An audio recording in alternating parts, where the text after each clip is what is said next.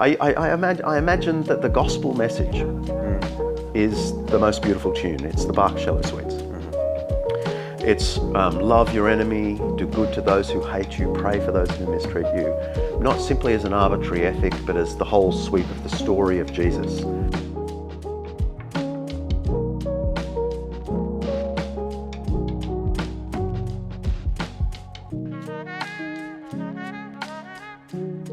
I am with Australian ordained Anglican podcaster, rock and roller, author and public advocate for Christianity. Who else could it be but John Dickson? Hello. Hey mate, great to talk with you. Yeah, you too. Now, public advocate for Christianity, this is sort of the moniker that you like to wear. Why not evangelist? Why not apologist?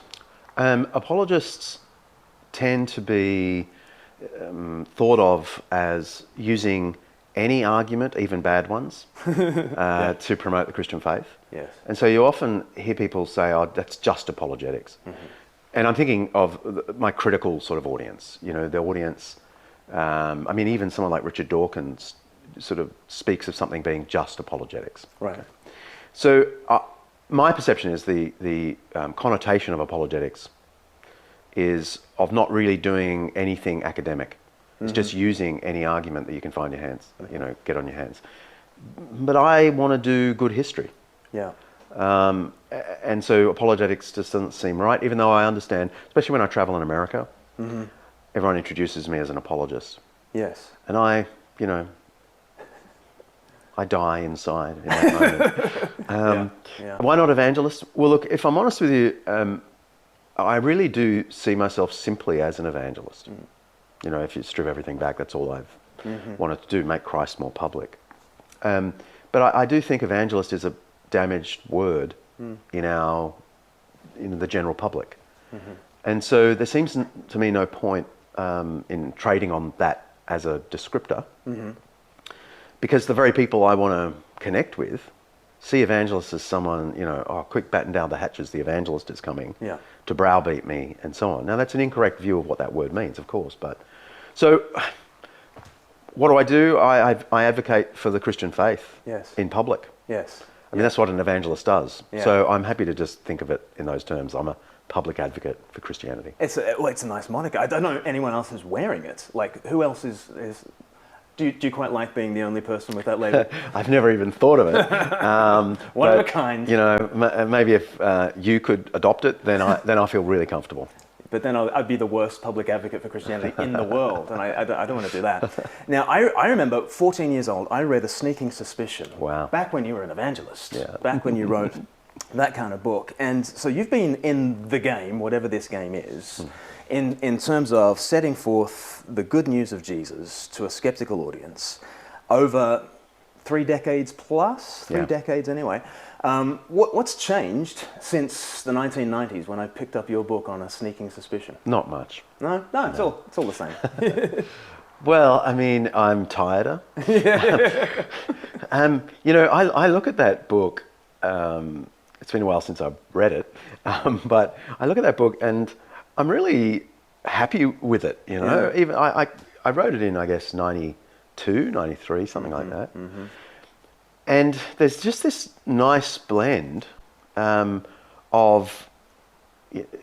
stuff on science and the reliability of the Bible, but also a lot on beauty and sex and pain and suffering, and so there's a blend of the so-called modernist arguments against Christianity and postmodern.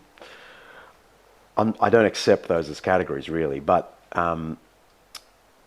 in a way, what's happened in sort of the last 5 to 10 years especially is a lot of the more aesthetic arguments have become the main arguments. And questions of Bible authority and Bible reliability and so on are on the back burner. And I say that cautiously, because it seems to me if you give a pretty good answer to the aesthetic questions to someone today, they'll immediately default to, but how do you know the Bible's true? Suddenly they've become a modernist. Right. Yes. But if you're talking with someone who wants to know about science and God, and you do a pretty good job of that, they'll suddenly go to the aesthetics. Yes. So it's not like our culture has dropped either kind of question. Right. It does just seem that the aesthetic questions have come to the fore. And the other thing that has definitely come to the fore, which I don't even touch on in A Sneaking Suspicion, is the moral credibility of Christianity. Yeah. The thought that Christianity is harmful.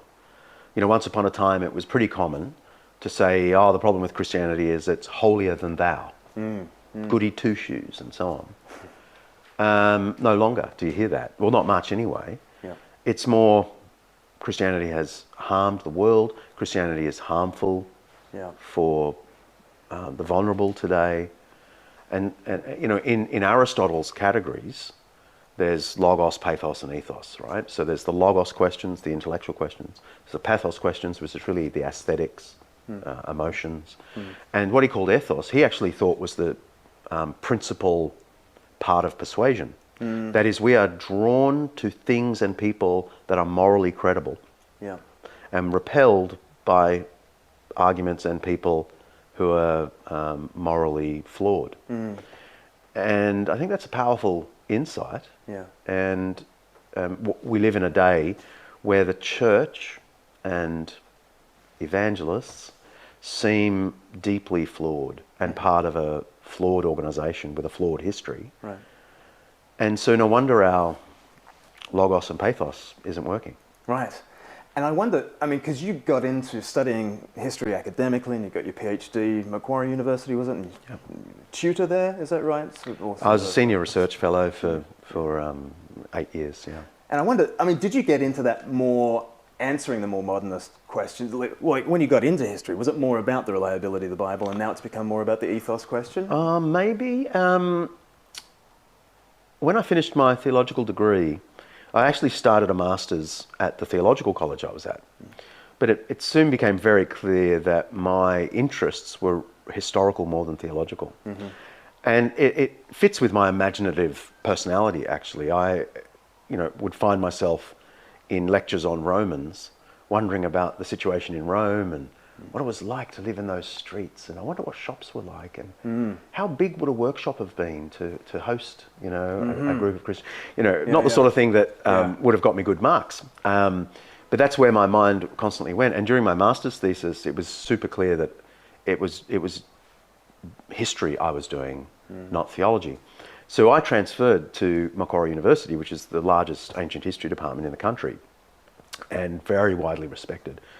And I had to jump through a lot of hoops to get in, and did. And my PhD really grew out of not so much the sort of modernist questions of trying to prove the Bible or anything like that, but my love of the imaginative life of the historian, imagining what life was like, what people did, the context of the texts. And so my doctoral work was really on how Greeks and Romans, Jews, and the first Christians in the first 300 years sought to promote their viewpoint. You could call it a PhD in ancient propaganda. And I tried to work out, whether the early Christians inherited anything from their Jewish or Greco-Roman contexts in the way they went about trying to persuade society about the Christian faith, because it remains a mystery how Christianity grew so rapidly. And no one's really got the answer, with all due respect to Rodney Stark. So no one knows. Sociologist, he kind of looks at birth rates and he kind of looks at, compound interest, 3.4% over 300 years, and you get to half the empire. Yeah, it just, but history is really a more empirical discipline. You've got to find data to pin things on. You can't just come up with a theory or an algorithm and then just run it through 3 centuries.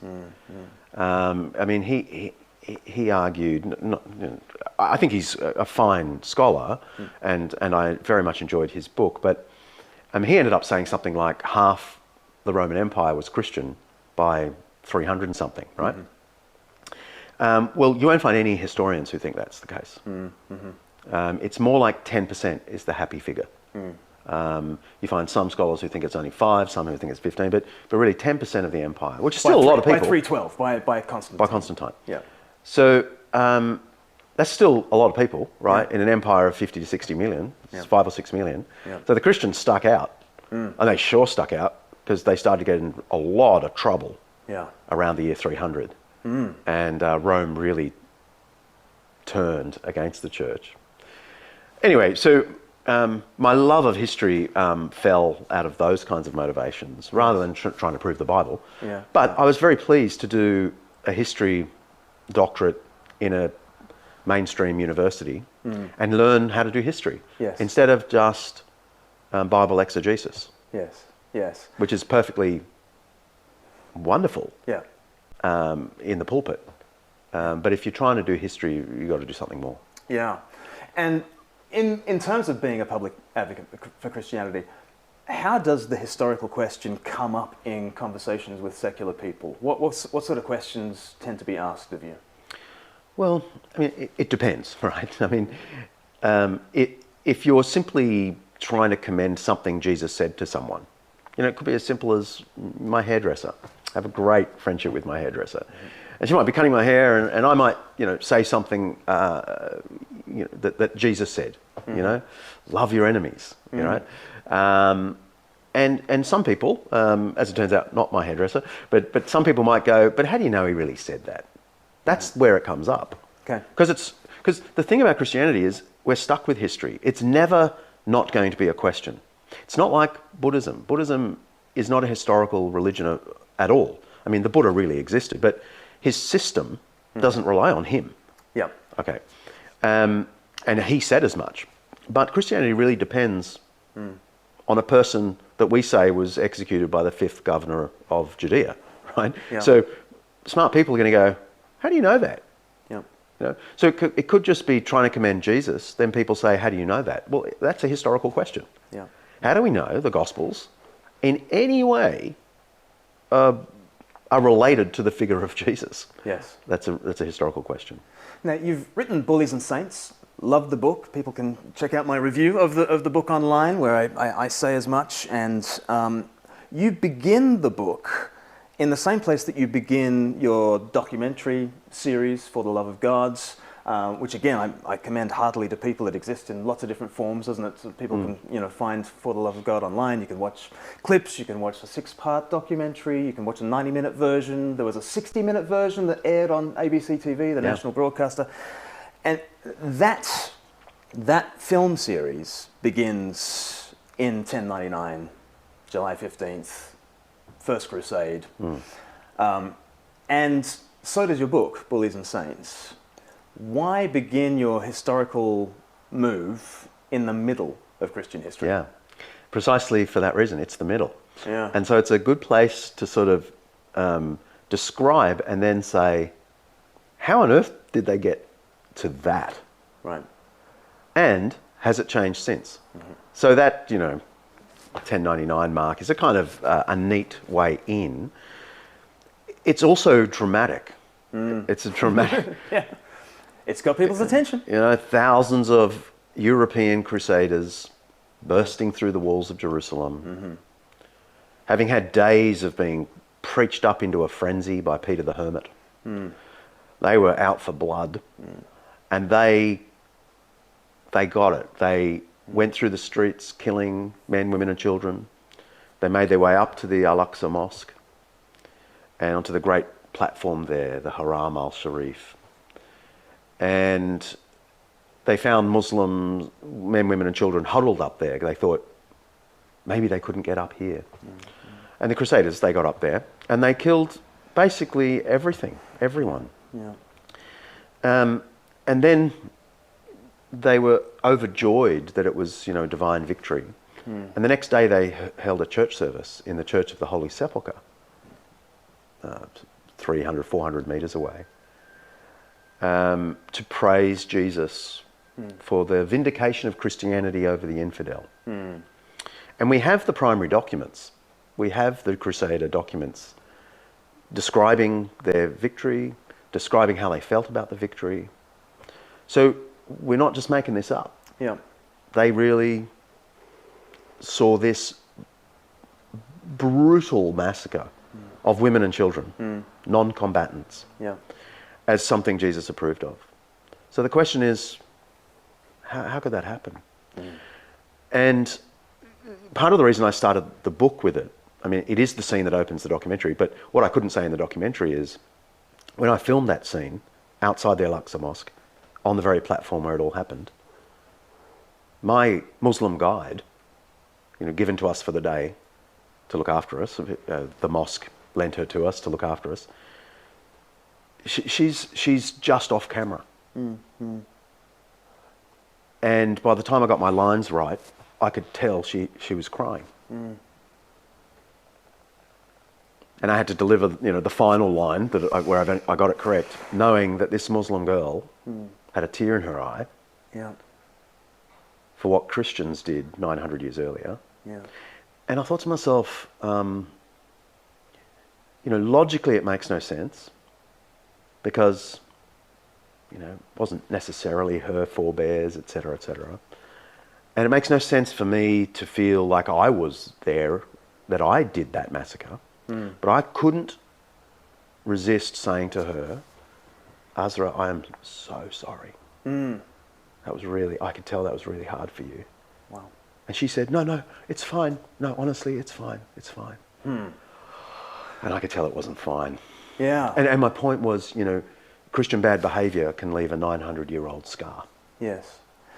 And your approach, therefore, is quite different. So we've already mentioned Rodney Stark, so we've mentioned his rise of Christianity. In his book, The Triumph of Christianity, he has a whole paragraph on, I remember the final line of the paragraph, no apologies are necessary, which is, there are certain historians that will take the route of, well, they started it, and there's 450 years of Muslim expansion, and there's that form of apologia. There's that form of apology, which is not an apologetic. And I noticed that Tom Holland, the historian, said of your book, yours is a remarkable example of apologetic apologetics. Why do you think that apologies might be necessary, and what persuasive value does that have? Well, that moment with Azra, my guide, is a good example. Like, even though I wasn't there, it was just humanly, in that moment, the only thing I could say was sorry. Because in that moment, I did represent the tradition. Yeah. And she represented her Muslim tradition. Yeah. And the reason that kind of Muslim started at first thing doesn't work for me is that they don't claim to follow the one who said, love your enemy. Right. They don't follow the one who, came to give his life for others. Yeah. They follow a warrior. And no Muslim listening to this will feel I've been unfair by saying Muhammad was a gloriously successful military general. Yeah. It's a point of pride. Yeah. So why would I use a Christian ethic of humility and self-sacrifice and turning the other cheek and love to critique Muslims for whom that is not their tradition? Yeah. The expansive military tradition is a venerable tradition in Islam. And in Alexander the Great and Julius Caesar and Genghis Khan and any The Roman Empire and everything, yeah. Yeah. So it's Christians who follow the crucified guy. Yes. And that changes everything. Yes. So I accept, on the technical point, I accept that the First Crusade was a just war. In the first sense of just war. That is, it was a just cause. Yeah. Because Muslims had expanded rapidly. They were knocking on the door of the Byzantine capital. Saying, excuse me, could I talk to you about the Prophet Muhammad? Yeah.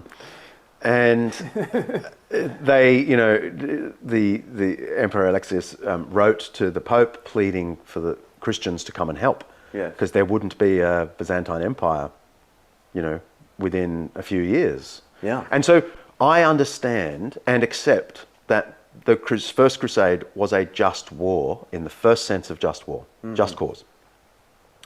But I don't accept that it was a just war in the execution of the just war. Remember, just war is just cause of war and justice in war. These two things have to be together. And there was no justice in the way they conducted the war. Right. And July 15th, 1099 is the perfect example. They killed women and children. And just war theory said you don't do that. Yeah. So why did they? They didn't have to. Yeah. They could have shown mercy. They had a stunning victory. Why did they go further and slaughter non-combatants? And apart from anything else, as they made their way along the Rhineland, they slaughtered Jewish villages. They destroyed Jewish villages and slaughtered all Jews. Yeah. Now, not all the Crusaders did that, but those following Peter the Hermit did. Peter the Hermit, the greatest preacher of the Crusades, loved by everyone. Yeah. And led these a bully, and led these massacres. So, no apology necessary? Sorry, that's not Christianity. Right.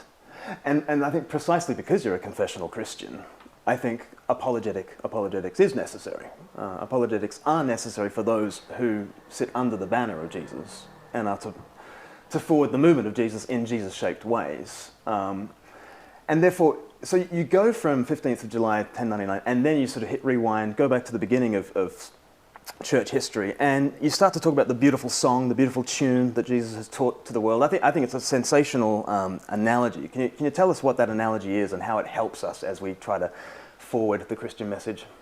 Well, one of my favourite pieces of music is Bach's cello suites, and the opening prelude in the key of G is, in everyone's estimation, one of the finest pieces of mathematically pure music you could ever hear. Like the maths of it are extraordinary. The way it brings you to a mathematical resolution by coming back to the G is just extraordinary. And if people haven't heard it, go put it on. Undeceptions podcast. Well, you could, that's the theme song. We've destroyed it for our theme song, but you could go and hear Yo-Yo Ma or one of those greats play just the prelude. 2 minutes long, and it's extraordinary. Anyway, so I imagine that the gospel message is the most beautiful tune. It's the Bach cello suites. It's love your enemy, do good to those who hate you, pray for those who mistreat you. Not simply as an arbitrary ethic, but as the whole sweep of the story of Jesus, who loved his enemies all the way to the cross, gave himself on behalf of others. So our gospel is the beautiful tune. Now, if you heard me play Bach's cello suites, you might wonder whether Bach really could write a beautiful tune after all. What's the big deal? Why does he have that reputation? But of course, you can't confuse the beautiful composition with the terrible performance. And I offer this as an analogy to say the gospel message and the gospel ethic is a beautiful tune. It is the cello suite. And Christians have sometimes performed it well, because the piece can be performed well. But it's often been performed terribly, right out of key. And sometimes they're playing something else altogether, not the gospel tune. And for me, this is a fitting way of thinking about church history. There is the beautiful tune that Jesus gave the world. And Christians have performed it beautifully. And I do think, just empirically, for the first 250, 300 years, the Christians did a marvellous job. Now, of course, they were, at the micro level, sinful and so on, but they adopted this posture of self-giving in a dramatic way. And then there are periods of history where they're singing right out of tune. But the great thing is, all the way through history, in every period, even in the terrible periods, there's always someone who puts up their hand and says, "Can you hear that? That's the tune of Jesus, and we don't sound like it." And they create little reformations, little renewals. And this happens in the 5th century, it happens in the 6th century, it happens in the 9th century, it happens in the 12th century. And so the tune is always, yes, we depart from it, but it's always pulling people back into it. And you mentioned 6th and 7th and 9th centuries. Surely, as a good Protestant, I mean, church history kind of ended in Acts 28 and it began again in 1517, didn't it, John? Like, we can't say anything nice about the medieval church, can we? Of course not. I mean, apart from Augustine's Confessions. Right, yeah. Yes. Free pass on him, yeah. And Wycliffe. We'll drag up Wycliffe and, yeah. Yeah, look, the Protestants are just the function of their education, the product of their education. And they can say that, and I used to think it too, only because we don't know anything about those centuries. But the reality is there are extraordinary Christian thinkers and doers in every century. Yeah. I mean, some people who are a little bit theologically educated will have heard of the Cappadocian Fathers, you know. This is Gregory, Nyssa, Basil the Great. And people, Protestants only know of them because of their work on the Trinity. Right? They really helped think about the Trinity, the communion of God, in Father, Son and Spirit. But actually in their time, they were incredible social reformers as well. Yeah. They were the highest intellects, that's true. They were the greatest theologians. But they preached against slavery, for example. Like full on preached against slavery. And no one in their churches could have owned slaves. And this is late 4th century, so we're talking 370s and 80s here. Basil the Great started what we think is the first public hospital with a giant hospital. Don't think of it as just a little cottage that you could, you know, someone could wipe your brow on. I mean, they had a whole section for lepers, a whole section for foundlings, the kids that the Christians picked up off the streets who had been abandoned, a section for the elderly, and a section for the truly sick. And he employed Greek doctors. I mean, the Greeks were the best at medicine in that period, and he adopted secular Greek medicine skills, employed them along with nurses in his great, what he just called his poorhouse. So Basil, you know, starts this first hospital, and we know by about a decade later there's another one started by a Christian in Rome, and within the next 2 centuries there are literally hundreds of hospitals. In fact, in canon law of the 6th century, bishops were obliged to build a hospital in their diocese as part of Christian ministry. Yes. By the 9th century, there are literally thousands of hospitals. The tradition of public hospital undoubtedly comes from the church. Yeah, yeah. And there was similar stipulations about cathedrals and schools. And so we've got hospitals and we've got schools, we've got our modern sense of what we believe by charity. What else are some of the sort of the good news stories that we can speak of? And we've addressed some of the drawbacks and some of the hypocrisy of the church. But what else can the Jesus movement kind of be proud of?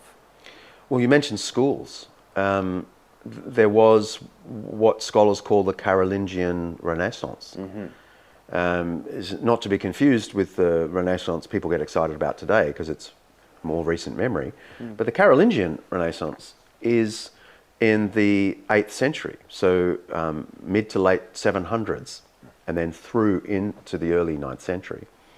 And it really starts because Charlemagne, the great Christian conqueror of Europe, nonetheless was smart enough to employ a deacon from York called Alcuin, who was a devout Christian, but also an educationalist.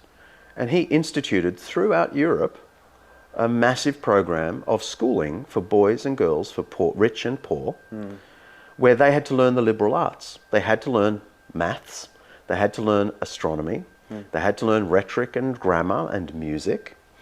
And within his tenure, 20 years as Charlemagne's advisor, he established hundreds of schools, all run by the church. And within a couple of centuries, this was the norm that we now think of as public education.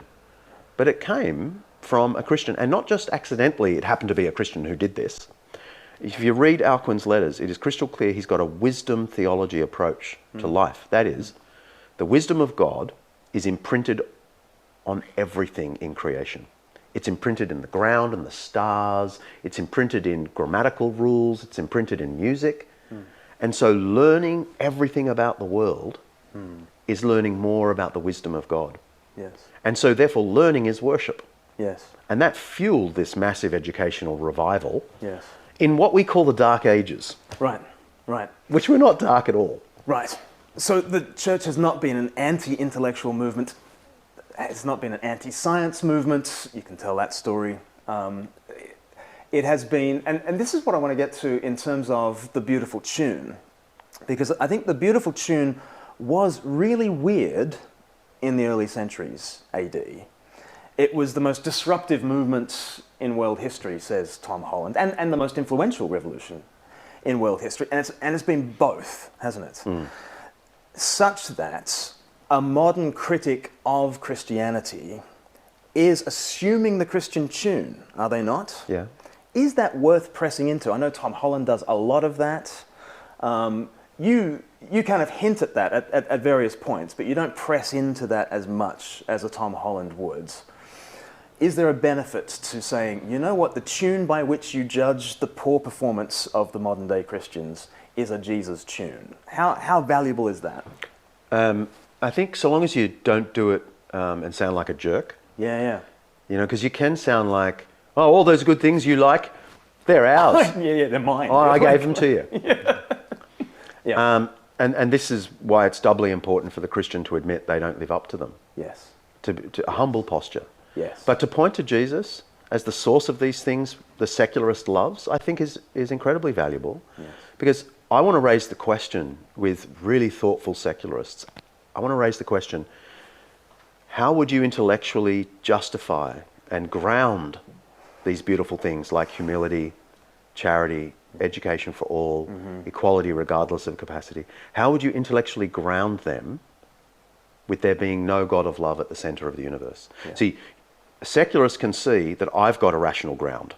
Right. Even if they don't believe in God, they can, as a thought experiment, see that if you do believe that God of the universe is loving, that does lead to those things. Right. But I want to say to the secularists, can you imagine a ground for these? And if you can't, how long do you think they can remain in culture as givens? Right.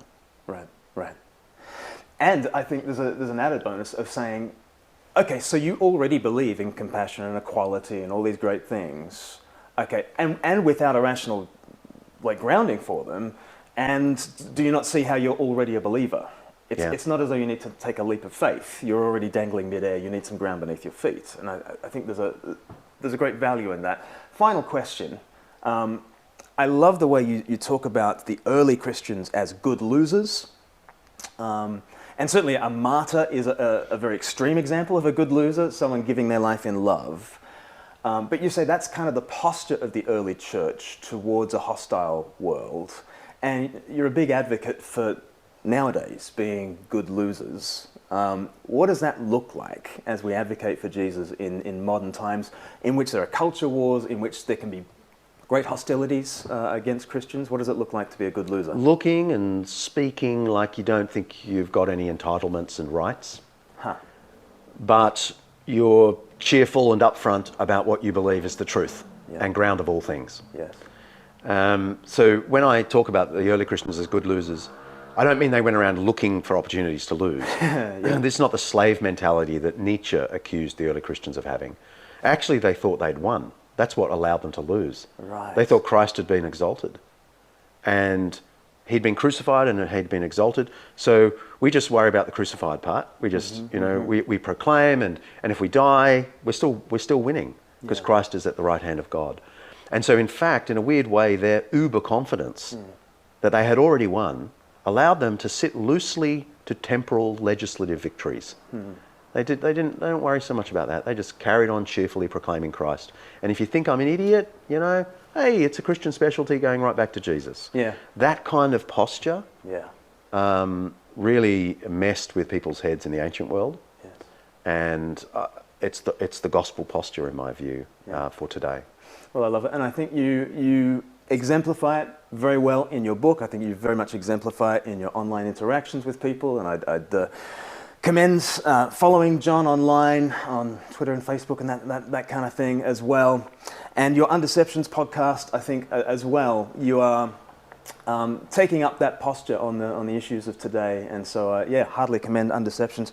And a wonderful book, Bullies and Saints. Thank you so much for writing it. Thanks for spending time with me. Bless you.